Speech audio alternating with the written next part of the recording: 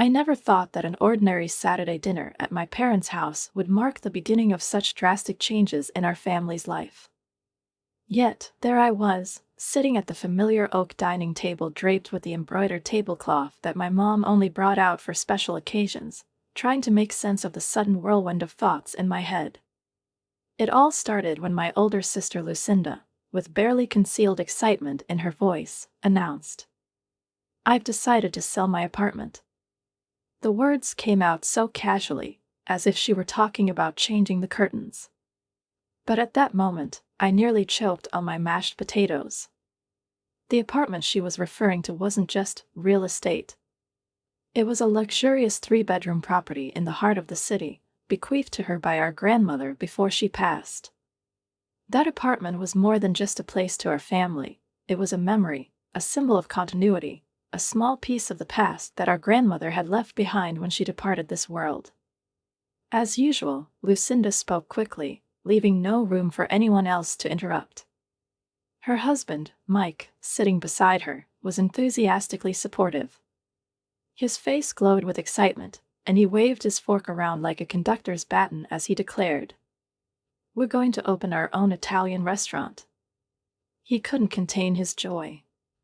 I know everything there is to know about Italian cuisine, and Lucinda has experience working in restaurants. It's the perfect plan.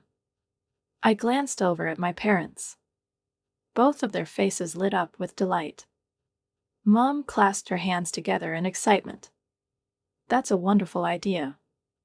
Darling, you've always had a head for business." Mom adored Lucinda for her drive and confidence. It seemed like none of her ideas ever raised any doubts. But as the practical one in the family, I had a different perspective. After all, I was a financial manager, used to calculating risks rather than chasing dreams. "Have you considered all the risks?" I asked, trying to keep my tone as neutral as possible. "Wouldn't it be better to take out a business loan instead of selling your only property?" Lucinda rolled her eyes as if I had said something outrageous. "Oh, don't start, Roxy," she sighed. "You always overthink everything." I couldn't help myself and pressed on. "Do you at least have a business plan?" I asked, glancing over at her children, 5-year-old Tommy and 2-year-old Lisa, who were playing on the rug in the living room. "Lucinda, you've got 2 small kids. Have you thought about how hard it would be to recover if something goes wrong?" Her irritation was obvious now. "God, Roxy, you just don't get it," she exclaimed, leaning back in her chair. "You never take risks. That's why you're still single." Her words stung, but I held my tongue. Maybe I was too cautious. But the risk they were about to take seemed enormous to me. The rest of the evening, I sat quietly, listening to their excited chatter about their grand success. They made plans, dreamed about the restaurant's popularity, long lines for their signature pasta, glowing reviews in the press. They didn't even touch on the possibility of failure. Not a single shadow of doubt crossed their faces. Later, as I drove home, I couldn't shake the strange, uneasy feeling. I parked outside my small house, modest and unassuming, but mine. When I opened the door, I was greeted by the familiar silence. It felt as if the house understood my need to be alone with my thoughts. But as I stepped inside, I suddenly thought of my grandmother. Even though she had been gone for 3 years, her presence lingered everywhere. Her apartment, her will, her words, they resurfaced in my memory. Grandma always said that property left to the family should be preserved, so that the memory of her would live on. I wondered, what would she say if she saw us now? Lucinda had practically lived by Grandma's hospital bed during her final days. She sat there for hours, telling Grandma how perfectly her luxurious apartment would suit her future family. I remember standing at the doorway, watching the scene, feeling a strange mix of sadness and irritation. Lucinda spoke enthusiastically, describing how cozy the apartment would be, how she would renovate the bedroom, and turn the living room into a play area for the kids. Grandma listened with a kind smile, but when she caught my eye, She squeezed my hand as I approached. "You've always been practical, just like me," Grandma said softly, her voice frail as if every word drained what little strength she had left. "This house may not be grand, but it's paid for. It's filled with love. You'll appreciate it more than anyone else."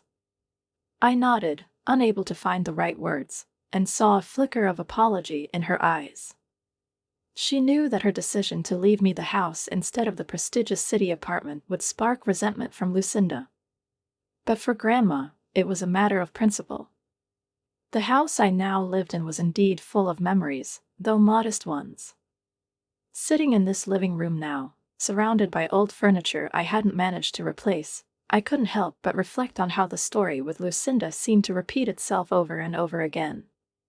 Memories came crashing over me like waves, one after another. Her childhood tantrums, vivid, loud, and furious, were legendary in our family. For instance, the times she screamed for 2 hours straight because she wanted a pink bicycle, and Mom, finally giving in, returned to the store to exchange it. Or the time in the mall when Lucinda threw herself on the floor and refused to get up until Dad bought her a pair of designer jeans. I also remembered that infamous Christmas when she gave everyone the silent treatment for 3 days because she had been gifted an iPhone from the previous generation. And yet, our parents always admired her creativity and ambition. Even when she dropped out of college, claiming it was too boring and that she needed to find herself, they supported her decision as if it were a sign of brilliance rather than mere whimsy. Now, I sat with a cup of tea in one of Grandma's old porcelain mugs, trying to push these thoughts aside. My life had long been separate from her choices and their consequences. I focused on my work at Henderson Financial, where the demands were high, but the rewards made it worthwhile. This week, we had an important presentation on restructuring a major client's investment portfolio. It could be my ticket to a promotion. I knew my colleagues were ready to back me, but success depended on my preparation. Lucinda's dreams of opening a restaurant? Those weren't my concern. Or so I thought until I got the call. Exactly 1 month later, during my lunch break, my phone rang. I was going over the final numbers for the presentation when Mom's name flashed on the screen. "Oh my God, Roxy, you won't believe it." Mom's voice was so exuberant I had to pull the phone away from my ear for a second. "They did it. They sold the apartment and found the perfect spot for the restaurant." My heart sank. "They sold it?" I repeated, feeling a tightness in my chest. "Yes." Mom continued, oblivious to my tone. "They've got a place on Madison Street, can you imagine?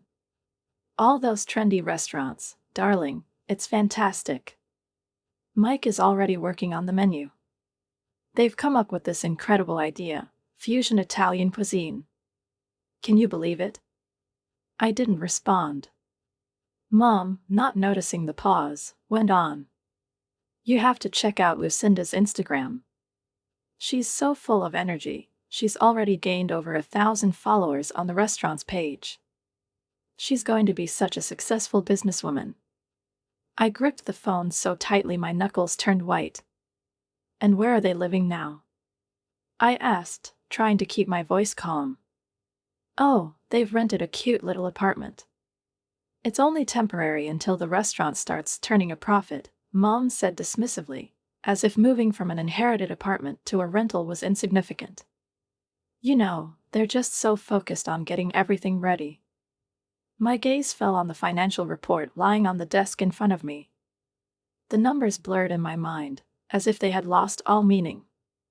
I couldn't stop thinking about the articles I had read after that dinner. 90% of new restaurants fail within the first year. Their entire plan, built on optimism and enthusiasm, seems so fragile. "Roxy, are you listening to me?" Mom asked. "Yes," I replied curtly, hanging up the phone. I sat at my desk for a long time, processing what I had just heard. This was no longer just a dream. It was now a risk that Lucinda had made real, putting everything she had on the line. 2 months flew by in a blur of deadlines and quiet evenings spent alone. My life followed its usual rhythm until an unexpected message from Lucinda made me pause. During a break between meetings, I opened Instagram and saw a bright digital flyer with golden lettering inviting people to the grand opening of a restaurant called Bella Italia. The font, the color scheme, the design, it all looked surprisingly professional, almost too much so. For a moment, I caught myself thinking that maybe I had underestimated their enthusiasm. Saturday evening came, and honestly, I didn't know what to expect as I headed to the address on Madison Street. But when I arrived at the restaurant, I had to admit that the exterior of Bella Italia was impressive. The storefront was tastefully decorated, elegant lighting softly illuminated the windows, which displayed neatly arranged boxes of fresh greenery. Inside, through the glass, I could see exposed brick walls, the warm glow of pendant lights, and strings of fairy lights crisscrossing the ceiling. The place genuinely looked cozy and stylish. "Roxy, you're here."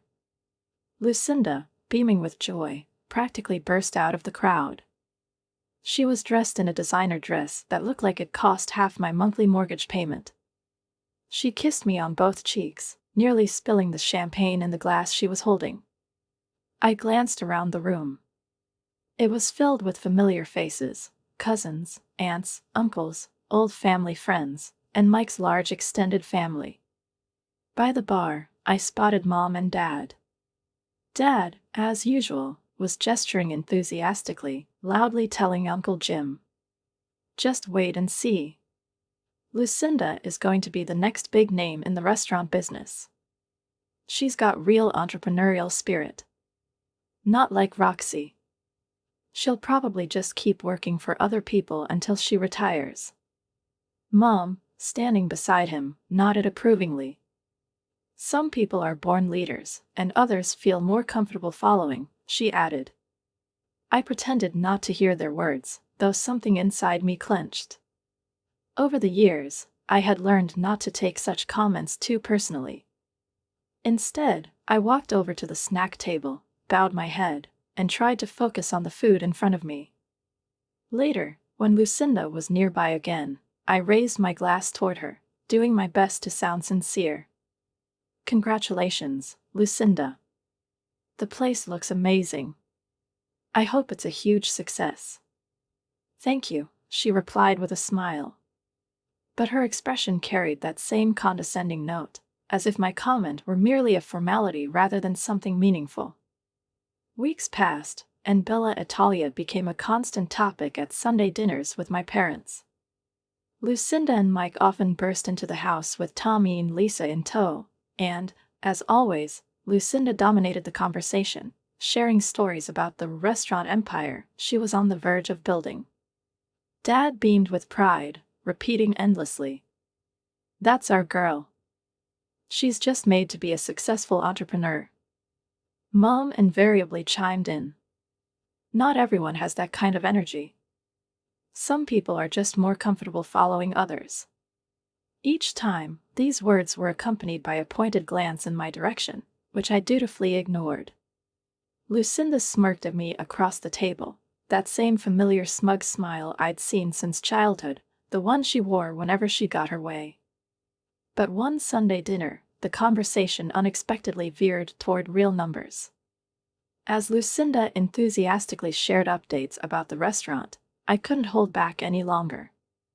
"What's your revenue right now?" I asked, aiming for a casual, almost indifferent tone. "Are you meeting your targets?" For a moment, her smile faltered, but she quickly composed herself. "Oh, you know how it is with new restaurants," she said, waving her hand dismissively. "We're still building our customer base, but soon everything will take off. Once we're self-sufficient, the profits will start rolling in." There was something in her tone that instantly transported me back to our school days. I remembered how Lucinda had claimed everything was fine with her grades, even though she had already failed 3 subjects. Back then, she assured our parents it was just bad luck and kept pretending everything was under control until the truth inevitably came out. This time, though, I held back my comment. I simply nodded, took another bite of Mom's casserole, and let the conversation drift back to the glowing discussions of the restaurant's brilliant future. The spring evening began like any other Sunday dinner, with the aromas from Mom's kitchen filling the house. The smell of fresh baked bread, herb-roasted meat, and vanilla pudding, her signature dessert, wafted through the air. We sat around the large dining table, surrounded by the usual atmosphere, Dad cracking his old jokes, the ones we'd heard a million times but still laughed at out of politeness, the kids running around, and Lucinda interrupting everyone's conversations to keep the attention on herself. As dinner was in full swing, Lucinda suddenly set down her fork, cleared her throat, and tightly grasped Mike's hand. "We have news," she announced, glowing with happiness. "I'm pregnant." There was a pause, and then emotions erupted like a tidal wave. Mom immediately burst into tears, almost spilling her wine. "Another grandchild," she exclaimed, throwing up her hands. "I'm so happy." Dad, grinning from ear to ear, began talking about how he was going to spoil their third little one. Tommy and Lisa started jumping around the table, chanting, "Baby! Baby!" Mike sat there grinning like a man who had just won the lottery. It seemed like everyone was swept up in euphoria, except me. I sat there gripping my fork, trying to find words that wouldn't sound like a slap in the face to their joy. "Are you sure this is the best time for another child?" I finally asked, striving to keep my voice calm. "The restaurant isn't stable yet." The moment the words left my mouth, a tense silence fell over the room. All eyes turned to me. Mom was the first to break the silence. "Roxy." Her voice was so sharp it could have cut glass. "How dare you? A baby is always a blessing." I opened my mouth to respond, but she continued, throwing me one of those reproachful looks she often reserved for me at family gatherings. "Besides, you'd understand if you had children of your own. Or at least a husband. You're 30, you know. You're not getting any younger." I said nothing, feeling a wave of anger rise within me. Her words landed like accusations, as if it were my fault that my life didn't align with her expectations. 8 months had passed, and baby Emily arrived in our family. She was adorable. Lucinda's bright eyes and Mike's dark, thick hair made her look like an angel. Mom doted on her as if she were a priceless treasure, and Dad proudly told everyone about his new granddaughter. But I couldn't help noticing how exhausted Lucinda looked. Dark circles had formed under her eyes, barely concealed by layers of makeup. Mike, on the other hand, was constantly checking his phone, his face etched with worry. 3 months later, the truth came out. It was another Sunday dinner, which began as usual but soon took a very different turn. Lucinda sat at the table, barely touching her food, and finally broke the silence. "We're having some problems with the restaurant," she said, pushing the food around on her plate. I noticed Mike stiffen beside her, but he said nothing. Lucinda sighed, her voice weaker than usual. "Turnover is killing us. We've gone through 6 head chefs because Mike keeps wanting to change the menu." Mike shot her a disgruntled look but still didn't speak. "We had to take out a business loan just to stay afloat," she continued, rubbing her temples. "But the numbers. They're not what we hoped for." I stared at her, remembering all the warnings I had given about risks, loans, and the need for meticulous planning. It all seemed so obvious now, but I knew that saying, "I told you so," would not only be pointless but cruel. The next 6 months saw things go from bad to worse. The restaurant, which had once been bustling with customers, began to empty out. By day, almost no one came, and even in the evenings, weekends included, the tables remained vacant. The once vibrant Instagram account, filled with bright photos of beautifully plated dishes and happy customers, went silent. The last post featured a disheartening "buy one, get one free" promotion that garnered only 3 likes. Week by week, I watched their struggles unfold like a slow-motion disaster. Lucinda and Mike fought desperately, but the outcome seemed inevitable. Every step they took seemed to back them further into a corner. Most of what I knew about Bella Italia's decline came from Mom's daily phone calls. Her voice was steady, as if she were delivering a lecture on the natural challenges of running a business. "They're just going through a rough patch," she repeated each time, as though trying to convince both me and herself. But with every call, the rough patch grew more severe. First, they laid off half the staff to cut costs. Then they started closing on Mondays due to the lack of customers. Mom mentioned how Mike had thrown a fit at the head chef, who refused to add sushi rolls to the Italian menu. "That's normal," Mom insisted. "Things like that happen in any business." By spring, it was clear this wasn't just a rough patch, it was complete collapse. Amid unpaid bills, threats from suppliers, overdue rent, and mounting taxes, the bright neon sign of the restaurant still flickered, but behind it, there was no life or hope. The final blow came when their primary investor suddenly pulled out. Lucinda and Mike were left with a stark choice: continue sinking deeper into debt or sell the restaurant for a fraction of what they had invested. The sale barely covered the restaurant's debts, but the massive bank loan remained. $200,000. That figure hung over their family like a sword of Damocles. Tommy, Lisa, and baby Emily, who had just turned 1, were left without a home, without a stable income, and saddled with a mountain of debt they couldn't repay. When Mom called to remind me about Sunday dinner, there was something off in her tone that made me uneasy. Still, I went, arriving at their house just as the spring sun dipped below the horizon. The moment I stepped inside, I sensed something was wrong. The atmosphere in the house was tense.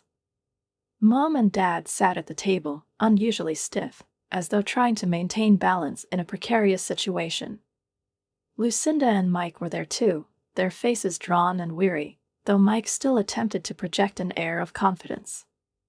The children played quietly in the corner, which was strange in itself. Tommy and Lisa were usually tearing through the house with boundless energy. I had barely taken my seat when Dad cleared his throat and, with an uncharacteristically serious expression, said, "Roxy, we've made a decision." My stomach tightened. "Your sister and her family need a place to stay," he continued, and Mom immediately jumped in, picking up the thread. "You have that big house. It's perfect." I froze, feeling an overwhelming sense that I was being cornered. "What are you saying?" I asked, struggling to keep my voice steady. "We need to move in with you," Lucinda stated matter-of-factly, as though it were a trivial request. "Just temporarily, of course." My mouth went dry. "How long is temporarily?" Lucinda shrugged, examining her nails, likely the last professional manicure she'd had before the restaurant's collapse. "It's hard to say," she replied casually, as if uncertainty was entirely normal. "Obviously, I can't work. I have 3 kids. And Mike needs time to find a position." "A suitable position," Mike clarified, puffing out his chest. "I was a business owner. I need something at a managerial level." "We need to stay with you for a couple of years," Lucinda continued, as though she were asking to borrow some salt. "After all, you're not using all that space. Let's be honest, Roxy, you're 30. Your chances of getting married and having kids are getting slimmer." I felt my breath catch. The arrogance with which Lucinda threw out those words was unbearable. "You're always at work anyway," she added, as though I should feel ashamed of my success. I glanced around the room. Mom and Dad nodded silently, their faces showing agreement with every word she said. It was like a punch to the stomach. My own parents genuinely believed that my career and life choices made me responsible for cleaning up their mistakes. I sat there, feeling the weight of Lucinda's words, her disdain, her careless cruelty, hanging over the table like a toxic fog. 100 responses swirled in my head, but none could capture what I felt in that moment. I pushed back my chair and stood. The legs scraped against the floor, the sound sharp and jarring, slicing through the room's tense silence. Everyone, even the kids, jumped. Tommy and Lisa set down their tablets, sensing the tension, and even baby Emily shifted in her carrier. "No," I said firmly, calmer than I expected myself to sound. Lucinda stared at me with genuine confusion, as if I had just spoken in a language she didn't understand. "What do you mean, no?" she asked, her voice faltering, as though the very concept of refusal was foreign to her. I looked her straight in the eye. "I mean you're not moving into my house," I said slowly, deliberately. "Not for a couple of years, not for a couple of months. Not at all." In the silence that followed, I could hear the ticking of Mom's antique kitchen clock. No one moved. Lucinda turned pale, and then her face flushed red with anger. "How dare you?" Mom exploded, rising so abruptly that her chair wobbled behind her. "This is your family. Your blood. Your flesh and blood. You're a selfish, heartless witch." Lucinda burst into tears, her face twisting with a mixture of anger and pain. "Because of you, my children will be homeless," she cried, clutching Mike, who immediately wrapped his arms around her as if shielding her from me. Dad, red with rage, slammed his hand on the table, making the plates jump. "I never thought I raised such a cruel, unfeeling daughter." "Those are your nieces and nephew," he shouted, his voice trembling with fury. "You've always been jealous of your sister." Mike added, glaring at me with pure disdain. "I bet you're glad we failed." I stood there, unmoving, letting them pour their anger onto me. The accusations flew like missiles. I was selfish, cruel, cold, envious, miserable. They called me a disappointment as a daughter, as a sister, as a woman. But when their tirade finally subsided, I spoke at last. "Do you know who could take them in?" I asked, looking directly at my parents. "You." Mom froze, as though I'd slapped her. "You supported their brilliant business plan with so much enthusiasm," I continued. "You cheered them on when they sold their apartment, their only home, because you thought it was a fantastic idea." Mom opened and closed her mouth like a fish out of water. Dad started mumbling something about our house being too small, but I cut him off.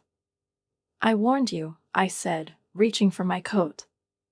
"I warned you about selling the apartment. I warned you about starting a business without a plan. I warned you about the risks. None of you listened. None of you even considered that I might know what I was talking about. And now, when everything I warned you about has come true, you expect me to clean up the mess." I slipped on my coat with a decisive motion. "You made your choices. You decided to ignore reason. You decided to risk everything for a dream that had no foundation. And now you're facing the consequences of those choices." I turned and walked out into the cool evening air, shutting the door firmly behind me. Their shouting still reached me through the windows, but I didn't look back. The voices of my parents, Lucinda, and even Mike blended into a cacophony of outrage, disbelief, and condemnation. The peace didn't last long. The first message from Mom arrived just a few hours later. "How can you sleep at night knowing your nephews and niece might end up homeless?" she wrote, adding a crying emoji, as if that might amplify the effect. This was followed by an angry voice message from Dad. "Do you really think you can walk away so easily from your responsibility to your family? Family duty isn't something you can ignore." Each message and call added fuel to the fire of my irritation, but I didn't respond. Their accusations grew louder, but I knew that giving in now would mean abandoning my boundaries entirely. Lucinda alternated between tearful pleas and furious attacks. Her messages ranged from accusations of heartlessness to attempts to guilt me with talk of her children's future. Mike wasn't far behind, sending long, rambling messages that simultaneously blamed me and sought pity for himself. At one point, I simply blocked their numbers, but they found other ways to reach me. First came emails, complaints, threats, and sometimes incoherent streams of consciousness. Then they turned to social media. My name began appearing in posts accompanied by passive-aggressive comments about cold hearts and unsupportive family. And then the phone calls from other relatives started. "You're breaking your mother's heart," Aunt Susan declared over the phone, her voice trembling with indignation. "Karma will get you, Roxy," wrote cousin Rachel on Facebook, pairing her message with a quote about the importance of family bonds. "You've lost your sense of duty," Uncle Jim said when he cornered me near my office. I endured it all, holding on to my job and the sanctuary of my home. But I knew it wouldn't last. My family wasn't the type to accept rejection. After that dinner, which had solidified their intentions, I wasted no time. The next day, I called a locksmith and had the locks changed. A security system was installed that same evening, with cameras strategically placed to cover every corner of my property. It turned out to be the right decision. On Wednesday evening, as I returned home from work, I saw them. Lucinda, Mike, and the kids had set up an impromptu camp on my front porch. Suitcases, boxes, duffel bags, all their belongings were piled in front of my door. Tommy sat on one of the bags with a bored expression. Lisa was crying, and baby Emily was fussing in her carrier. Mike was tugging at the door handle, trying to fit a key into the lock. Clearly, it was a spare key Mom had given him. I pulled into the driveway and stepped out of the car, unable to suppress a laugh. "Seriously?" I said, leaning against the car. They all turned their heads at the sound of my voice. "Did you really think I wouldn't change the locks?" I asked, enjoying the look of confusion on Mike's face. Mike growled and yanked on the door again. "The alarm system is good too," I added. "It's already notified me of 3 break-in attempts." Lucinda stepped forward, her face twisted in anger. "You can't just leave us out here. We're your family." "You're trespassing," I corrected her coolly. "And if you don't leave immediately, I'll call the police." I pulled my phone from my pocket and showed them the already dialed 911. "You wouldn't dare," Mike said, stepping toward me in an attempt to look intimidating. I raised the phone, my finger hovering over the call button. "Try me," I replied calmly. They stared at me, searching for a crack in my resolve, but I didn't budge. Lucinda burst into tears, this time real, not her usual manipulative sobs. She began gathering their things while Mike silently helped. Tommy and Lisa looked confused and tired, their usual boundless energy seemingly drained. The next morning, for the first time in 3 years, I called in sick to work. I spent the day at my computer, searching for a rental. I needed to find something suitable for a family with 3 kids, though the thought of spending my savings filled me with bitterness. After several hours of searching, I found a decent 3-bedroom apartment in a good neighborhood with solid schools. The landlord, an elderly man, was initially hesitant about renting to a family with small children. But when I offered to pay 6 months' rent up front, nearly $20,000 from my savings, his reservations quickly faded. I signed the lease, knowing I had provided them with a temporary refuge but also secured my peace at home. The next morning, I drove to my parents' house. The apartment keys in my pocket felt heavy, like a tangible reminder of the decision I had already made. It was early, but I knew the whole family would be home. Saturday breakfast, a long-standing tradition that once included me, had become something I only attended as a guest. When I walked in, the room fell silent. Mom, standing at the stove, nearly dropped a plate of pancakes. Dad's newspaper crinkled loudly as he gripped it so tightly the pages almost tore. Lucinda, sitting at the table, looked at me with suspicion, while Mike, as usual, was absorbed in his phone. "Here," I said, pulling the keys and a folder of documents out of my pocket and placing them on the table. Lucinda raised an eyebrow, her eyes narrowing as she eyed the keys like they might bite her. It's a 3-bedroom apartment on Cedar Street, I continued calmly. In a good neighborhood, within walking distance of an elementary school. Mike didn't bother looking up from his phone, but I went on, ignoring his indifference. I've paid the rent for 6 months in advance, I said, nodding toward the folder. The lease starts today. Lucinda remained silent, but her gaze, full of suspicion and barely concealed bitterness, spoke volumes. I've already spoken to the landlord. He knows you have 3 kids. The complex has a playground, and there's a laundry room on every floor, I added, pausing to let my words settle in the air. Mike finally looked up, his expression a mix of irritation and boredom. You have 6 months to find a job, I said, addressing him directly. Any job. PR doesn't pay the bills or feed the kids. I turned to Lucinda. When the lease is up, you'll need to either renew it yourselves or find somewhere else. This is the only help I'm offering. A heavy silence filled the room. Tommy and Lisa stopped squabbling over the syrup and stared at me, their eyes wide. Even Emily, sitting in her high chair, seemed to sense the tension.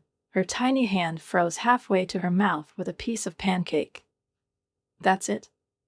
Lucinda finally said, her voice trembling with indignation. You think throwing money at us is enough? That it makes up for turning your back on your family? I looked at her. For the first time in a long while, I really looked at my sister, not the smug teenager who always got her way, but the grown woman who had never learned to take responsibility for her actions. No, I replied calmly. Money doesn't make up for anything. It's just the right thing to do. What happens next is up to you. Mom opened her mouth to say something, no doubt another lecture about family obligations, but I raised my hand to stop her. I helped because those kids deserve a stable home. But I won't tolerate this behavior anymore. You all made your choices. Now you'll have to live with the consequences. I turned and walked out without waiting for a response. As I drove home, a strange feeling settled over me, a mix of relief and inner freedom. I caught myself smiling, but it wasn't from joy. It was more the realization that, for the first time in my life, I hadn't let their manipulation drag me back into their chaos. It's been 3 months since then.